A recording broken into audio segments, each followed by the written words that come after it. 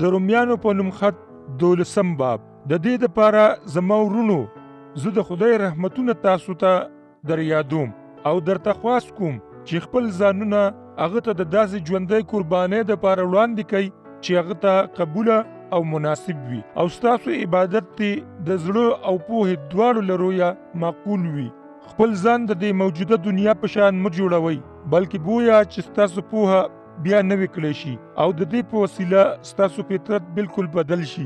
بیا به هله تاسو د دې قابل شئ او په دې به پوه شئ چې د خدای رضا څه ده او دا به وپېژنئ چې هغه ښه څه دی چې قبلېدونکی او کامل دی. دا هغه فضل د مخه کوم چې ما ته راکړی شوی دی. زه په تاسو کې هر چاته دا وایم چې څرنګه چې ځان ګڼل پکار دي د هغې نه زیات څوک ځان ونه ګڼي، بلکې دا چې څرنګه چې خدای هر چاته د یوې اندازې په مطابق ایمان ورکړی دی هغه دې هم خپل ځان هغه عمره وګڼي.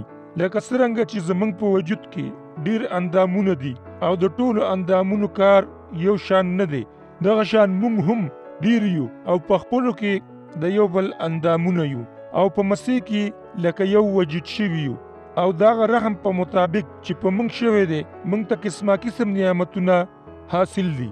ځکه چې چاته چې د خدای د کلام اورولو نعمت ورکړی شوی وي نو هغه د خپل ایمان په اندازه کلام اوروي. که چېرې خدمت ورکړی شوی وي نو په خدمت کې د لګیا وي، که استاذ وي نو په تعلیم کې د مشغول وي او که ناصح وي نو نصیحت دی کوي، خیرات تقسیم کوونکی دی سخاوت کوي او رهنما دی پوره په سرګرمۍ رهنمایي کوي، رحم کوونکی دی ښه په خوشحالۍ رحم کوي، مینه دی بې وي، د بدۍ نه نفرت کوئ او د نیکۍ سره ځان ونغاړئ او لکه د ورونو د یو بل سره محبت کوئ او د عزت له رویه یو بل ته ښه ګورئ.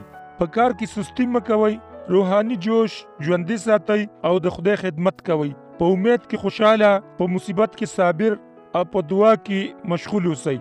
د پاکانو په حاجتونو کې مدد کوئ او د مسافرانو خیال ساتئ. چې تاسو تنګوي د هغوی خیر غواړئ، برکت غواړئ، بد ورته مه وایئ.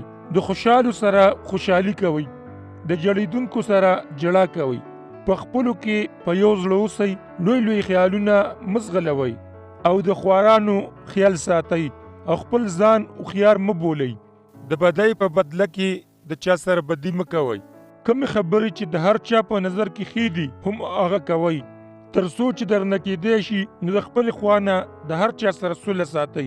ای زما عزیزانو، خپل بدل مه اخلئ بلکې خدای ته موقع ورکئ، ځکه چې دا لیکلي شوي دي چې خدای فرمایي چې بدل اخیستل زما کار دی، بدل به زه اخلم.